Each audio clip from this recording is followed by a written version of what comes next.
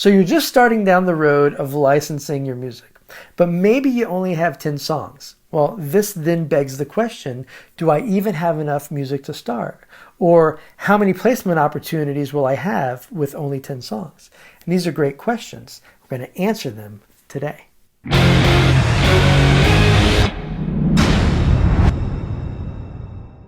One of the things I love so much about the licensing path is that we can write a song and then we can instantly increase the value of that song.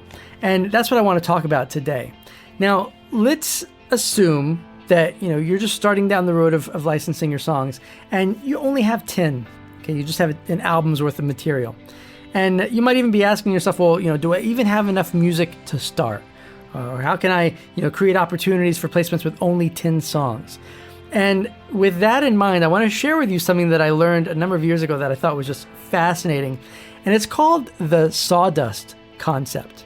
I assume you've cut a piece of lumber or wood at some point in your life. If you have, of course, you know that once you're finished, there's always some sawdust that piles up underneath where you were cutting. And what's interesting is that all that sawdust came from one piece of wood, but it's now in thousands and thousands of minuscule little tiny pieces. That's really the sawdust concept in action. From one main piece, we are able to create many, many other pieces. And this concept is really at the heart of the second step of my 4-step process. Now, by the way, if you're not familiar with my 4-step process, I have an ebook called The 4-Step Plan to Licensing Success where I dissect my exact 4-step process. You can get that for free at mastermusiclicensing.com/get started. But the reality of the sync licensing business is that it's purely a numbers game, right? 10 songs is a great place to start. I started there too, right? But let me show you how to take those 10 songs and instantly build your catalog into 40, 50, 60, or even more licensable tracks. Now here's the thing. Every song has a featured instrument that carries the melody. Now in a vocal song, of course, it's the voice. In an instrumental song, it's obviously going to be the featured melodic instrument. Now, since our goal is to create as many pieces of sawdust or as many versions of our song as possible, the first thing that we should do after bouncing the full mix is to mute the melodic instrument and bounce a mix without the melody. All right, so now you're going to have two versions of your song. You're going to have the full mix, and then you're going to have an instrumental, or if your song originally was an instrumental piece, you're going to have a no melody mix. Now from there, you can create a variety of alternate versions. So for example, you could create a no orchestra mix by simply muting the strings if you have strings on your song. I've had great success licensing just bass and drum only mixes. When you watch TV, there's a lot of times where you just literally hear bass and drum mixes. So you can strip off all the other instruments except for the bass and drums. Boom, now you have a bass and drum mix. Now maybe there's an option with your song for just an acoustic mix. Maybe, the core of the song is vocals and either acoustic guitar or piano, and then you build all the other tracks around it. We'll take all the other tracks off, just bring it back down to the vocals and the acoustic instrument. Now you have an acoustic mix. You can continue going down this road. You can create a stripped down mix. So some additional mixes that you have here are the no orchestra mix. You can even have an orchestra only mix if you have a big orchestral piece in your song.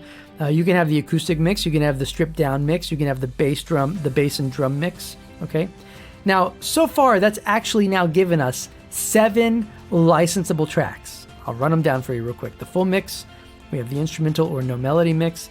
And of course, we have an option for the no orchestra mix. If you have an orchestra, you can do an orchestra only mix, an acoustic mix, a stripped down mix, a bass and drum mix.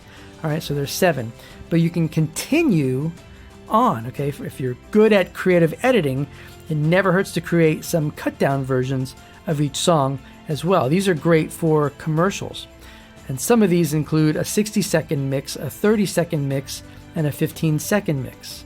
Because commercials are 60, 30, and 15 seconds. Now we're at 10 different pieces, really, for each song, right? We've got 10 licensable versions of each song. Now, if you only had 10 songs in your catalog, boom, now you've got 100 licensable tracks. So with some creative editing, you can easily generate multiple licensable versions just out of one song. Okay, so suddenly, as you can see here, your 10-song catalog can turn into 50, 60, 70, 80, possibly even 100 licensable tracks, of course, just depending on the instrumentation and how full your songs are to start with. So always remember the sawdust concept when you're mixing your music, as it's really an incredibly useful tool that can be used to multiply the size of your catalog. And this is the most important part. You can exponentially increase your opportunities for song placements. All right. So if that's new to you, I encourage you to go download my ebook, The 4-Step Plan to Licensing Success, at mastermusiclicensing.com/get started. I hope today's episode was inspiring and informative for you, and I will chat with you next time.